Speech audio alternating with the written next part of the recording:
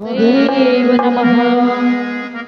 बोले वृंदावन बिहारी लाल की जय हो। नरेश जी महाराज की जय हो। बालाजी महाराज की जय शिव हो। शंकर भगवान की जय। माता पार्वती की जय। रामचंद्र भगवान की जय। श्री कृष्ण कन्हैया लाल की जय। लड्डू गोपाल की जय। बाके बिहारी सरकार की जय। राधा रानी सरकार की जय। श्रीमद् भागवत महापुराण की जय हो। जय। आइए प्रतिदिन की तरह आज भी हम अपने मन तथा वाणी को पवित्र करें। और आज जो आपको ये मन वाणी पवित्र करने के लिए सुनाया जाएगा, ये कोई साधारण कीर्तन नहीं है। इस कीर्तन को करने से बड़े बड़े ऋषि मुनि महात्मा ये आज का कीर्तन बनाया हुआ नहीं है। जब से श्रीमद् भागवत कथा बनी, जब कथा लिखी गई, तब से लेकर आज तक इसे और मधुराष्टकम कहा जाता है कि किस प्रकार भगवान की बोली थी, किस प्रकार प्रभु लीलाएं करते थे। भगवान ने इस पृथ्वी पर आकर क्या क्या दृश्य, क्या क्या चित्रण, क्या क्या वृतांत अर्थात कैसी लीलाएं करी, ये सारे एक ही कीर्तन में, एक ही मधुराष्टकम में समाया हुआ है। तो जिससे बने तो वो कहिएगा, जिससे ना बने तो जय श्री कृष्ण अपने मन में कहकर और तालियों का और भगवान को मनाइएगा, भगवान को बुलाइएगा। तो आइए बोले श्री कृष्ण भगवान की जय। तो क्या कहना है कि अधरम मधुरम वदनम मधुरम नयनम मधुरम हसितम मधुरम हृदय मधुरम गमनम मधुरम मधुराधिपतैरखिलम मधुरम मधुराधिपतैरखिलम मधुरम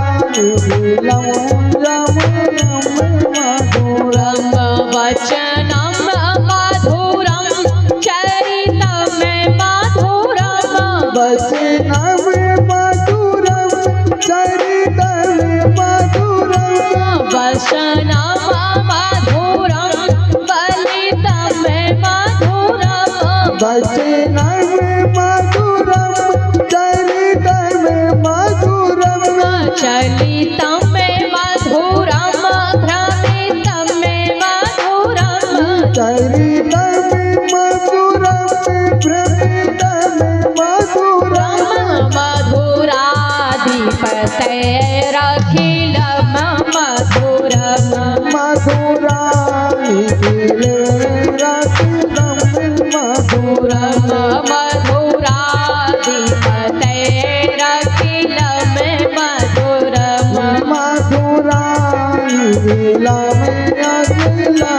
मधुरम गीतम मधुरम पीतम मधुरम गीतम मधुरम प्रीतम मधुरम भोक्तम मधुरम मोक्तम मधुरम भोक्तम मधुरम मोक्तम मधुरम रूपम मधुरम तिलकम मधुरम रूपम मधुरम तिलकम मधुरम मधुराधिपतैरखिलम मधुरम मधुराधिपतैरखिलम मधुरम मधुराधिपतैरखिलम मधुरम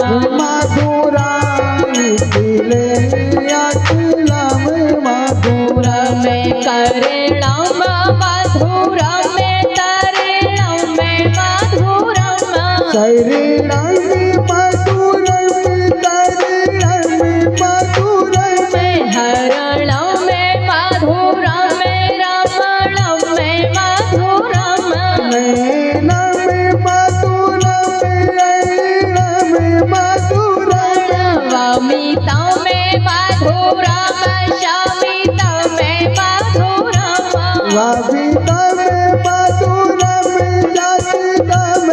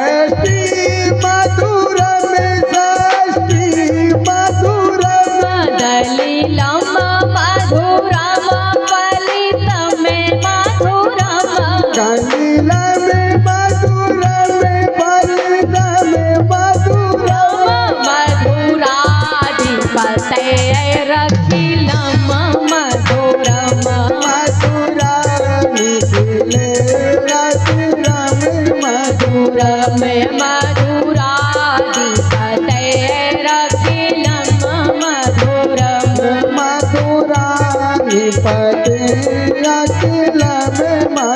अच्छा, आप सभी से ये मधुराष्टकम तो आता नहीं होगा, तो कोई यहाँ वहाँ झांकने में लगे हुए हैं, कई यहाँ वहाँ देखने में लगे हुए हैं कि कीर्तन चल रहा है, चलने दो, हमें अपने झांकने से मतलब। तो जिसे भगवान की भक्ति में लीन होना हो, भगवान को बुलाना हो, तो उसे ये कहना होगा। चलिए, जिससे मधुराष्टकम नहीं बनता तो ये कहिए क्या, श्रीमन नारायण नारायण नारायण, श्रीमन नारायण नारायण नारायण, श्रीमन नारायण नारायण नारायण, श्रीमन नारायण नारायण नारायण, श्रीमन नारायण नारायण नारायण, श्रीमन नारायण नारायण नारायण, श्रीमन नारायण नारायण नारायण, श्रीमन नारायण नारायण नारायण, भजमन नारायण नारायण नारायण, भजमन नारायण नारायण नारायण, भजमन नारायण नारायण नारायण, भजमन नारायण नारायण नारायण। ऐसे नहीं, सभी एक बार बोलिए, बोलिए श्रीमन नारायण नारायण, जरा जोर से आवाज आनी चाहिए यहाँ तक।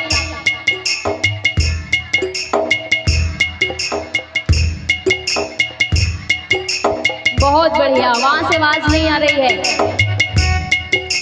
यण लक्ष्मी नारायण नारायण नारायण, लक्ष्मी नारायण नारायण नारायण, यण लक्ष्मी नारायण नारायण नारायण, लक्ष्मी नारायण नारायण नारायण, यण लक्ष्मी नारायण नारायण नारायण, लक्ष्मी नारायण नारायण नारायण, लक्ष्मी नारायण नारायण नारायण, लक्ष्मी नारायण नारायण नारायण, श्रीमन नारायण नारायण नारायण, श्रीमन नारायण नारायण नारायण, श्रीमन नारायण नारायण नारायण, श्रीमन नारायण नारायण नारायण,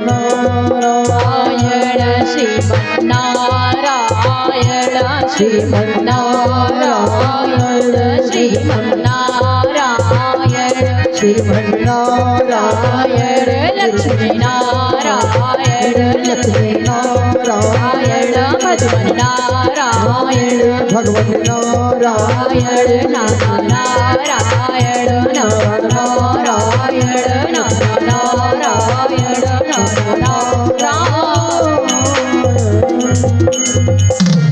बोलिए वृंदावन बिहारी लाल की जय। आइए कथा की ओर प्रवेश करें। आज कथा का 6वां दिवस है।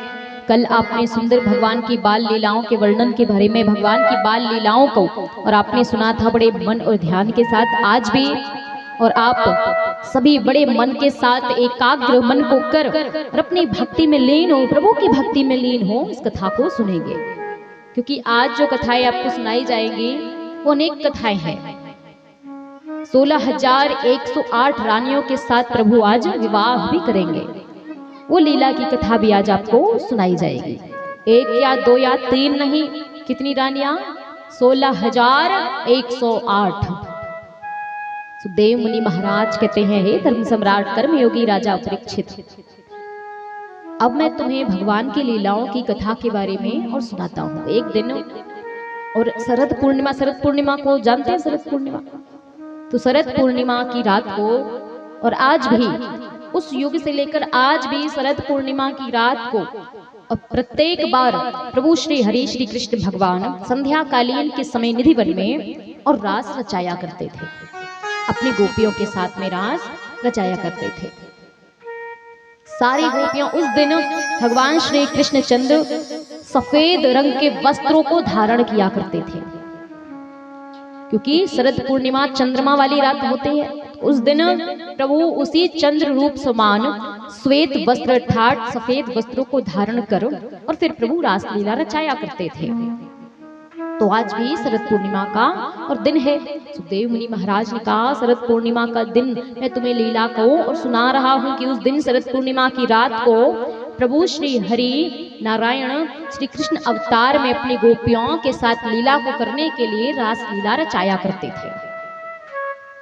तो जब श्री कृष्ण भगवान लीला को रचा रहे थे, रास लीला रचा रहे थे, तो उन्होंने सारी गोपियों से, क्योंकि जब जब संध्या कालीन में जब जब प्रभु बंसी को बजाया करते तो एक एक गोपियां अपने अपने घर से निकल निकल कर प्रभु की बांसुरी सुन दौड़ी चली जाती। सुखदेव मुनि महाराज ने कहा प्रत्येक एक गोपी को राजन इतनी सुध नहीं रहती कि रात्रि है, संध्या कालीन है, वो कुछ कार्य कर रही है, क्योंकि कई गोपियां भोजन बनाती रहती, कई गोपियां स्नान कर पूजन इत्यादि करती रहती, कई गोपियां कुछ कार्य करती रहती।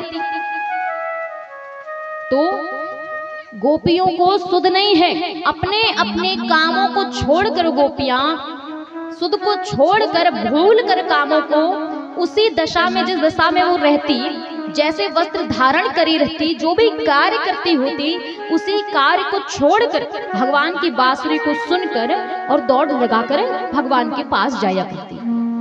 तो शरद पूर्णिमा की रात को प्रभु श्री हरि ने ऐसी सुंदर बांसुरी बजाई, ऐसी सुंदर बांसुरी बजाई कि जितनी गोपियां थी गोकुल नगरी में, जितनी गोपियां थी वृंदावन नगरी में, सारी गोपियां एक एक करके दौड़े लगा लगा कर प्रभु के पास आने लगी। प्रभु श्री हरि ने राधा रानी से कहा देखो राधिके, मैं एक कृष्ण हूं, गोपियां इतनी सारी हैं, भला मैं एक कृष्ण सारी गोपियों के, क्योंकि सब सारी गोपियां चाहती थी कृष्ण हमारे साथ नृत्य करे, कृष्ण हमारे साथ नृत्य करे। तो एक गोपी अपनी ओर खींचती, दूसरी गोपी अपनी ओर खींचती। कन्हैया ने मन में विचार किया और सोचने लगे ऐसे तो मैं किसी के साथ नृत्य नहीं कर पाऊंगा, ऐसे में तो मैं बुरा फंस जाऊंगा। तो कन्हैया ने ऐसे लीला रची कि जितनी गोपियां थी उतने कन्हैया ने अपने रूप धारण कर लिए, उतने कन्हैया और बन गए। अब प्रत्येक दो गोपियों के बीच में एक कन्हैया रास को रचाने लगे। अभी भी कन्हैया ने कहा कि देखो राधिके, अगर यहाँ के गोप सखा गोप बालक देखेंगे कि मैं यहाँ पर तुम्हारे साथ नृत्य कर रहा हूँ, क्योंकि कई विवाहित भी थी गोपियां जो कि प्रभु श्री हरि की बांसुरी को सुनकर आया करती, तो उनके सम्मान को बचाने के लिए, ताकि उन पर कोई उंगली ना उठा पाए, उन्हें कुछ कह ना पाए, उसकी रक्षा, उनके सम्मान की रक्षा करने के लिए प्रभु श्री हरि ने, श्री कृष्ण भगवान ने राधिके से कहा कि राधा तुम मुझे गोपी बना दो, ताकि मुझे कोई पहचान ना पाए और मैं तुम्हारे साथ रास भी रचा पाऊं। तो अब प्रभु श्री हरि ने गोपी का रूप धारण और कर लिया। लेकिन यहाँ पर शंकर भगवान को इस बात का पता चल गया, क्योंकि जितनी देवियां थी उस दिन, प्रत्येक शरद पूर्णिमा की रात को जितनी देवियां हैं, सारी देवियां रासलीला में सम्मिलित होने आज भी आती है, आज भी, क्योंकि वृंदावन जैसा कोई धाम नहीं है। वृंदावन में क्या है, जो लोग गए हैं ना वृंदावन और जो नहीं गए उनसे पूछना, जो जा चुके हैं वृंदावन में, वृंदावन में क्या है कि वृंदावन में है यमुना किनारा, निर्मल शीतल बहती है धारा, जहां बन जाए बिगड़े काम राधे राधे गाएंगे। वहां सभी प्राणी नमस्कार नमस्ते प्रणाम नहीं करते, वहां प्रत्येक एक वृक्ष में, प्रत्येक एक खंभ में, प्रत्येक गलियों में, गलियों की दीवारों में राधे राधे लिखा हुआ है। तो वहां ये प्रणाम नमस्कार ये सब नहीं करते, वहां क्या करते हैं, राधे राधे, सब राधे है वृंदावन में। तो सुखदेव मुनि महाराज ने कहा हमारी राधा रानी, क्योंकि सुखदेव मुनि महाराज की और गुरु थी राधा रानी, तो कहने लगे कि हमारी गुरु माता अर्थात हमारे गुरु जी का नाम संपूर्ण वृंदावन धाम में लिया जाता है, क्योंकि वृंदावन में ऐसे कौन से देव है जिनके दर्शन भर मात्र से सारी विपदा हट जाती, केवल दर्शन कर लेने से। कौन है वृंदावन में? कि वृंदावन में है राधा वल्लभ, और राधा वल्लभ के दर्शन दुर्लभ, जहां मिट जाए सारे बुरे पाप, राधे राधे गाएंगे, मन चल रे वृंदावन धाम, राधे राधे गाएंगे। कि वृंदावन जो प्राणी जाता है अपने पापों को, अपने अपराधों का क्षमा याचना करने के लिए, वहां पर किसी प्रकार का कोई कपट, कोई द्वेष नहीं चलता, कोई द्वेष नहीं चलता। जो प्राणी जाता है सभी से सभी लोग वहां, यहां तक कि रिक्शे वाले, ऑटो वाले, बस वाले तक राधे राधे ही करते हैं। स्त्रियों को, युवतियों को, जैसे अपने यहाँ बोलते हैं ना लड़की है, कन्या, ये सब नहीं बोलते, राधे, अरे राधे सुनो, अरे राधे सुनो। हर एक लड़की को राधे, पुरुष हो तो भी राधे और महिला हो तो भी राधे, चाहे वो विवाहित हो या कन्या हो, सभी को राधे बोलते हैं। कुछ काम भी करवाना हो तो राधे इधर आओ, राधे इधर आओ, ऐसा करके बुलाते हैं वहां। तो जो लोग गए हैं ना वृंदावन, उनसे पूछना कि ऐसा क्या है वृंदावन में कि जो जाते वृंदावन उनसे पूछ, वो जाने महिमा कान्हा की। क्योंकि वहां जाने से कितने देर दर्शन होते हैं? केवल और केवल क्षण भर मात्र के लिए, पल भर मात्र के लिए। ऐसा नहीं कि आप खड़े हैं तो दर्शन कर रहे हैं, ऐसा नहीं है। दर्शन हुआ केवल 2 मिनट के लिए और जल्दी जल्दी आगे बढ़ा देते। तो उसी 2 मिनट में कि फिरा कर मोर छड़ी पल में, फिरा कर मोर छड़ी पल में, सितारे रोशन कर देगा, श्याम से लौ लगा कर देख, वो तेरे साथ चल देगा। कि एक बार वृंदावन जाकर देखना कि वृंदावन में ऐसा क्या है जिसके दर्शन भर मात्र से, वृंदावन में राधा रमण जी हैं, मदन मोहन जी है, बाके बिहारी सरकार है, राधा रानी सरकार है, राधा वल्लभ है। और राधा वल्लभ के तो दर्शन बड़े दुर्लभ है, सबको नहीं मिलते। कई लोग वहां जाकर भी लौट आते हैं लेकिन दर्शन नहीं कर पाते, क्योंकि उनके दर्शन केवल भाग्यशालियों को मिलते हैं, जिसका सौभाग्य परम उदय हो। तो राधा वल्लभ के दर्शन करना बड़ा दुर्लभ है। जिसे दर्शन हो गए तो समझो वह बहुत बड़ा सौभाग्यशाली है। तो नहीं भगवान श्री कृष्ण के बारे में, क्योंकि वहां यमुना किनारे की जो निर्मल धारा बहती है ना, तो आप जानते हैं राधा क्यों नाम लिया जाता है, क्यों राधा कहते हैं? किस किस को पता है राधा नाम क्यों कहते हैं? जरा हाथ ऊपर करिए। क्यों राधा नाम लिया जाता है? नहीं पता, क्योंकि यहाँ सब शिव भक्त है। तो आज सुन लीजिए राधा नाम क्यों लिया जाता है। क्योंकि राधा का अर्थ क्या है? प्रत्येक मनुष्य का जो नाम होता है ना, जिससे किसी किसी का नाम अलग अलग नाम होते हैं, तो सबको अपने नाम का अर्थ पता होना चाहिए कि हमारे नाम का अर्थ क्या है। उसी प्रकार राधा नाम का अर्थ क्या है? क्या नाम है राधा का? राधा अर्थात उल्टा करो क्या हुआ? धारा। और धारा क्या कहलाती है? जल धारा उसे कहते हैं ना, धारा आप उसे लोगों को कहते हैं। तो जो पृथ्वी पर समस्त पापों को नष्ट करे वो धारा। आप जाते हैं नदी में नहाने के लिए, स्नान करने के लिए, क्यों? अपने मैल को धोने के लिए, अपने आप को पवित्र करने के लिए। तो जो पृथ्वी पर जो मनुष्य को पवित्र करे, जो मनुष्य को पवित्र करे, जाए हम वहां पर अपने आप को पवित्र करें। तो जो पृथ्वी पर मनुष्यों के पापों को मुक्त करे, जो नष्ट करे, वो है धारा। और जो पृथ्वी से पापों को नष्ट करके आकाश मार्ग की ओर लेकर जाए, वो है राधा। जो पृथ्वी पर कलकल होकर बहे, वो है धारा। और जो आकाश मार्ग से आकर कलकल बहे, वो है राधा। जो आपको यहां से वहां तक ले जाने का जो मार्ग है ना, वो है राधा। यहाँ पर आपके पाप नष्ट होंगे, लेकिन उन पापों को नष्ट करके जो प्रभु के द्वार तक आपको लेकर जाएगा, जो मार्ग लेकर जाएगा उस मार्ग को कहते हैं राधा। तो राधा का ये अर्थ है, जो पापों को नष्ट करती है, जो पवित्रता को जन्म देती है, जो अपवित्रता को नष्ट करती है, वो है राधा। जब अपवित्रता नष्ट हो जाती है, जब हम राधा का नाम लेते हैं, हम राधा नाम इसीलिए लेते हैं ताकि हमारे पाप नष्ट हो, हमारा जीवन कल्याणमय बन जाए। और प्रभु हमें, क्योंकि भगवान भी कहते हैं ना, देखिए सब सर्वप्रथम सबसे ज्यादा अगर किसी का दर्जा ऊंचा है तो है एक स्त्री का। क्यों? क्योंकि भगवान शिव, आप शिव के भक्त हैं ना, तो शिव में कैसे लिखते हैं? शिव में ई की मात्रा लगती है। अगर उस ई की मात्रा को, ई की मात्रा क्या है? स्त्री। ई की मात्रा को अलग कर दीजिए, क्या बचा? शव। अर्थात बिना ई की मात्रा के वह क्या है? शव है, एक लाश के समान है। अर्थात एक पुरुष बिना स्त्री के अधूरा है और एक स्त्री बिना पुरुष के अधूरी है।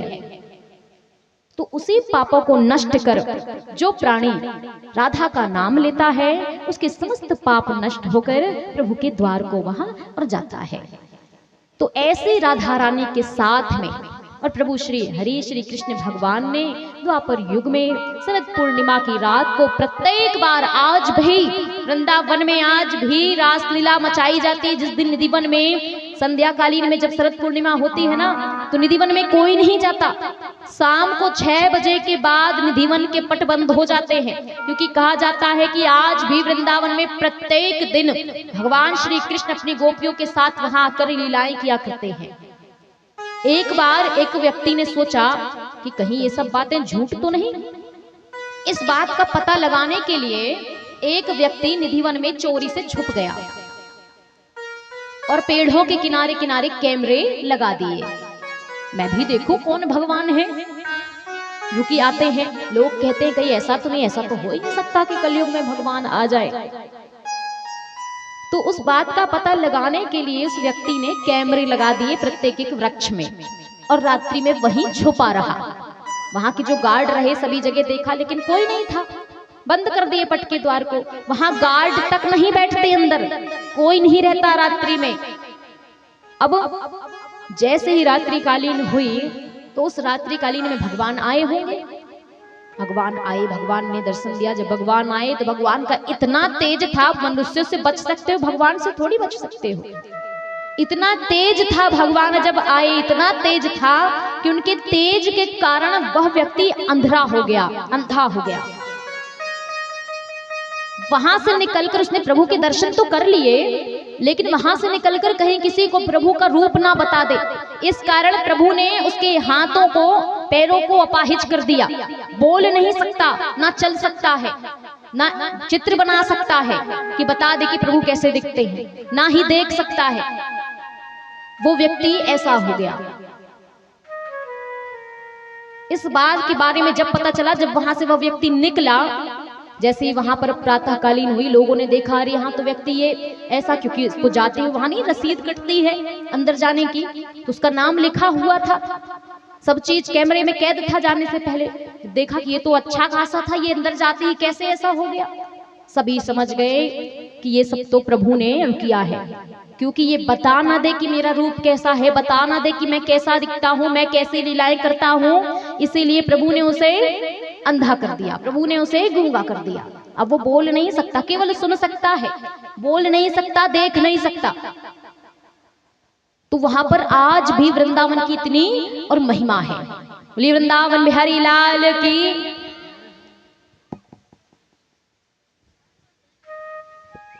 हरिओम, हर हर महादेव।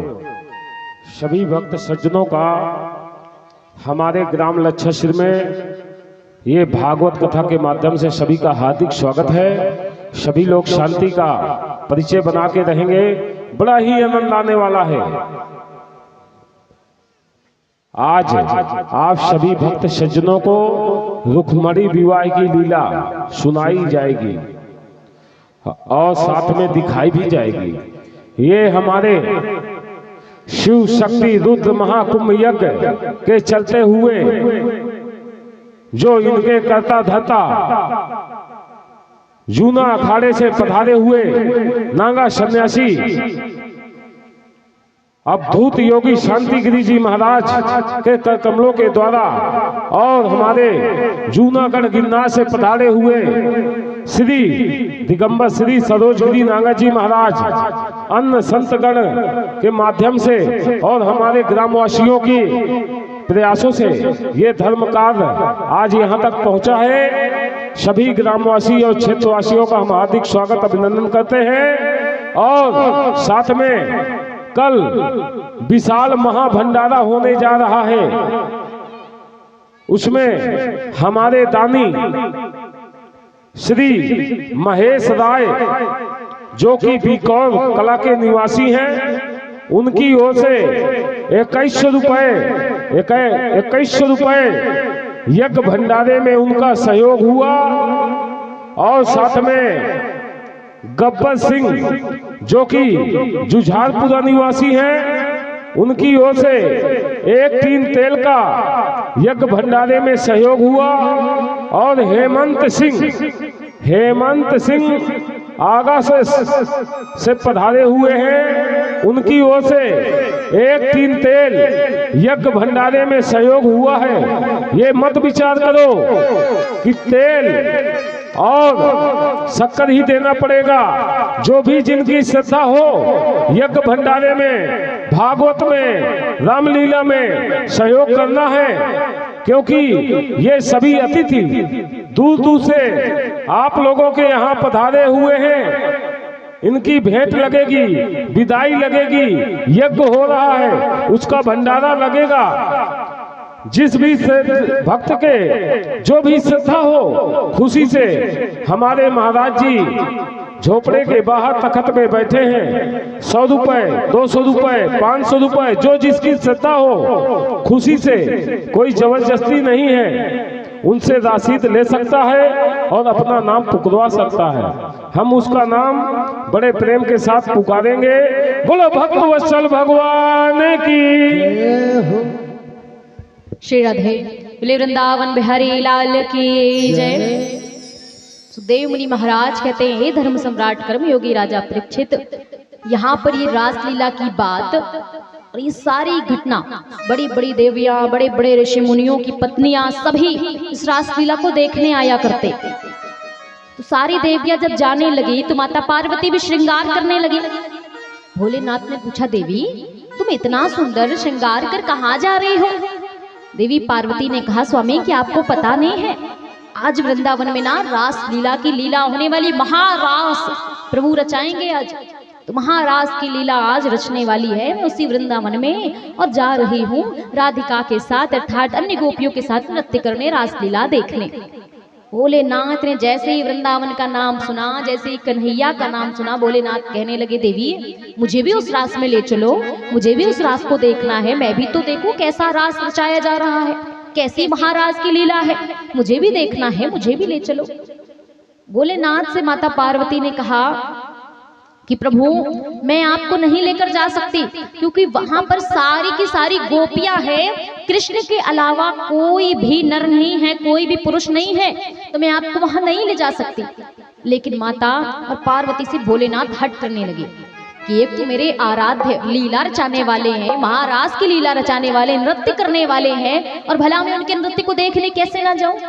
तुम एक काम करो, मुझे मेरा सुंदर श्रृंगार कर दो, और श्रृंगार कर मुझे भी गोपी बनाकर और अपने साथ ले चलो। ये मत बताना कि मैं भोलेनाथ हूँ, मैं तुम्हारा पति हूँ, ये बताना कि मैं तुम्हारी सखी हूँ।